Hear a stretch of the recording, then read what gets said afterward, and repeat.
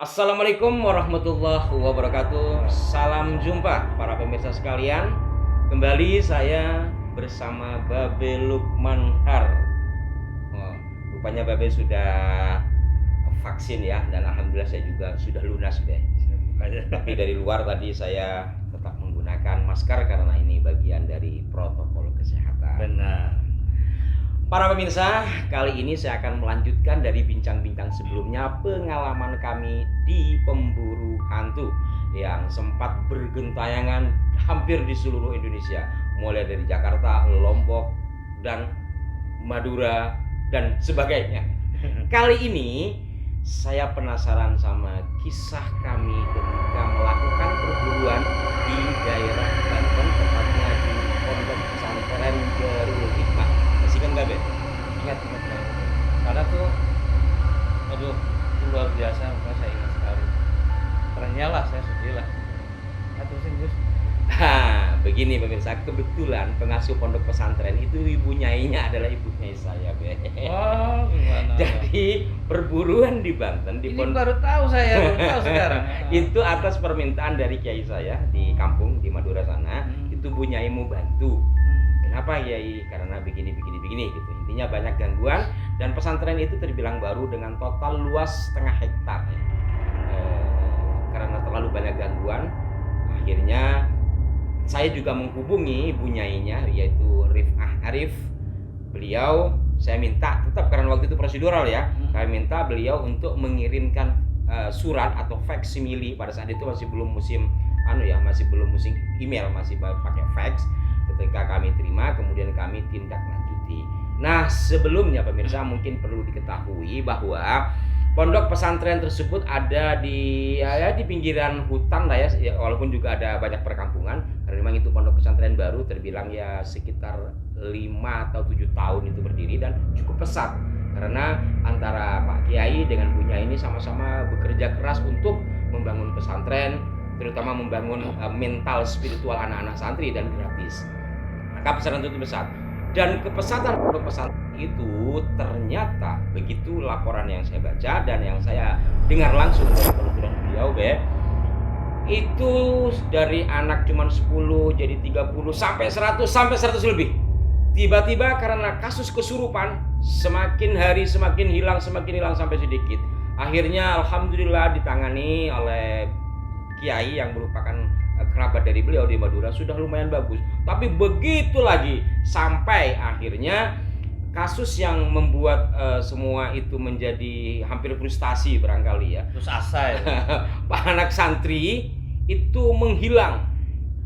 Jadi ketika ditanyakan, anak itu katanya sih jalan biasa aja, tetapi ketika dikejar menggunakan sepeda motor, itu jadi kalau kecepatan sepeda motor umpamanya dari penduduk itu sekitar 1 kilo, itu kan pasti akan lebih cepat sepeda motor ketimbang anak yang baru saja kabur. Ternyata lebih cepat anak itu. Nah, ini ada apa dan bagaimana? Maka banyak hal lah yang kemudian menjadi pikiran, dan dari situlah sampai Bu Nyainya itu bilang ke saya, sampai saya hampir nyerah. Udahlah saya pensiun aja jadi Bu Nyai kalau gini. Ya ini bukan apa. Ini pondok pesantren, tempat orang mengaji kan begitu, Be. Tetapi ternyata di tempat mengaji godaannya mungkin sama. Tingkat kepintaran dari bangsa gaibnya mungkin sama gitu. Sehingga terjadilah gangguan yang membuat orang dan Bu Nyainya garis putus. Mungkin Babe punya pengalaman di situ. Ya saya ingat sekali itu. Karena saya sangat prihatin. Ya sedih, ya was-was, ya kasihan lah. Karena bagaimanapun ini pengasuhnya itu sampai putus asa, sampai mau berhenti, sampai mau pulang kampung ke Madura kan. Iya. Sampai mau pulang kampung Madura mau ditutup. Ini kan sangat renyah lah hati. Jadi, nah disitulah yang saya bilang seringkali bahwa energi positif itu dimanapun berada, energi negatif itu tidak akan rela. Nah, kalau di suatu pesantren itu penyerapan energi positif itu sangat luar biasa. Makanya yang datang juga energi negatif itu mengimbangi sangat luar biasa untuk menghantam agar buyar ini energi-energi positif. banyak orang mengaji, banyak orang zikir tempat pesantren, kenapa bisa kesurupan semua? Kenapa bisa hal terjadi yang halnya tidak masuk akal? Nah, yang lebih sadisnya lagi itu sampai cerita itu kebetulan memang tidak lihat langsung, tapi kan beliau cerita sendiri Iya. bahwa makanan yang dia siapkan itu untuk kiai, ya kan? Iya. Kok tiba-tiba tinggal mengambil yang lain, yang di meja itu hilang semua. Itu kan luar biasa. Betul, Ya kan? betul. Suatu interaksi yang sangat luar biasa itu.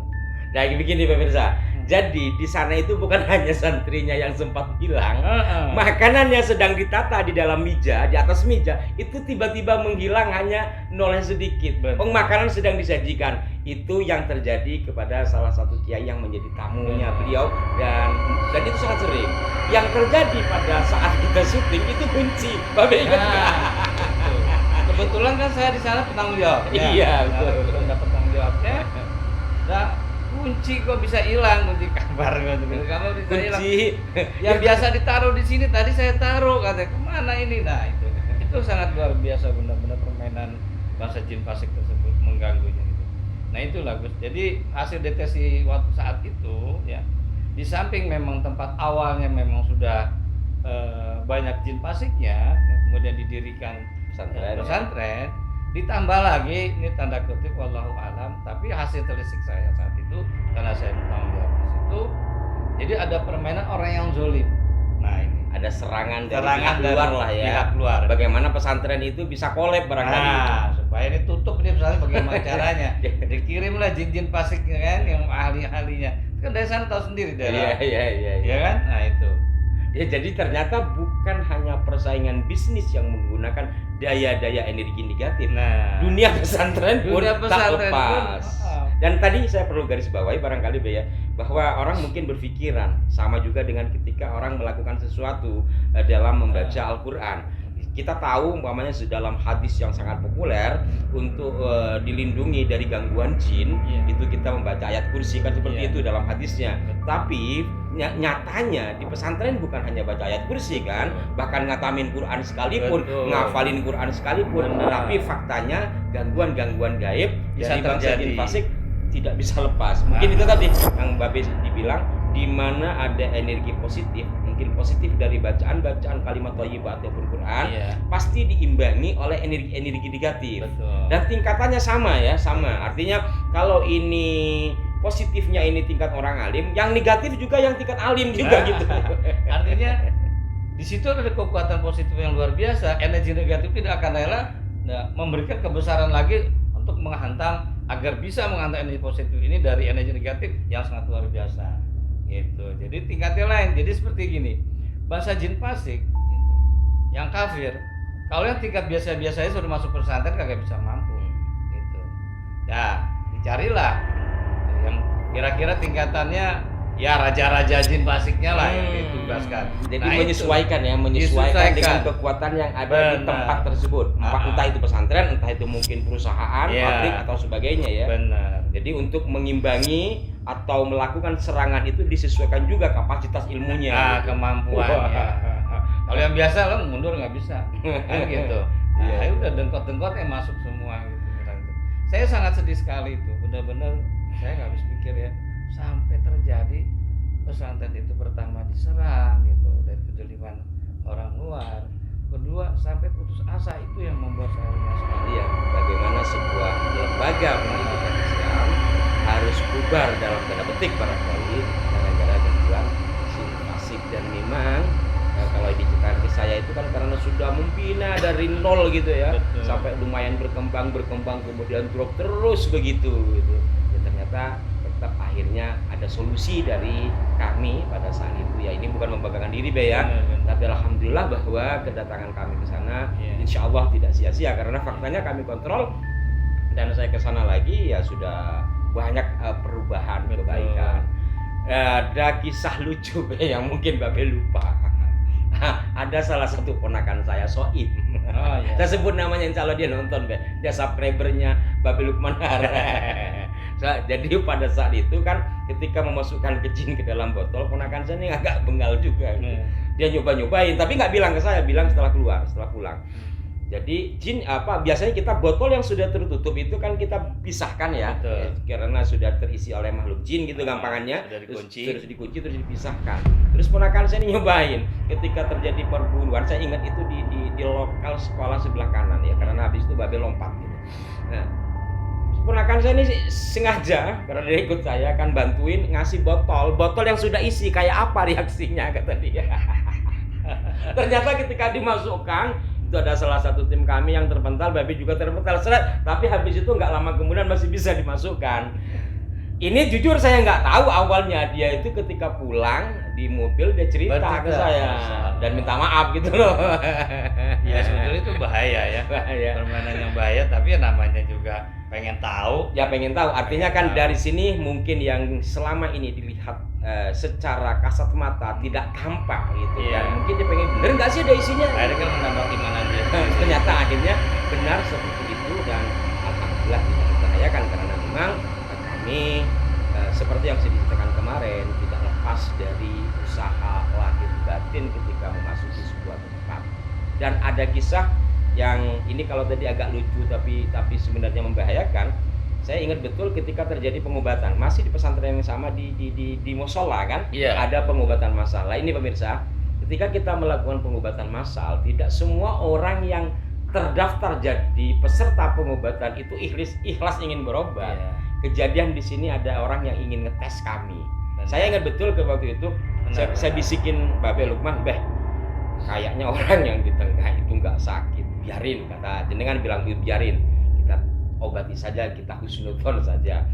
Nah, saya ingat posisi dia itu ada di tengah, terus sampai ada di sebelah kanan. Ketika dilakukan pembacaan terus ditarik begini kan, orang itu terpental duluan. Nah ini mungkin sebagai, bukan kita membanggakan diri, hanya sebagai ilustrasi dan mungkin bisa diambil hikmahnya, Be. Benar. Kenapa orang yang, tapi akhirnya kenapa kita tahu, karena akhirnya dia minta maaf kan?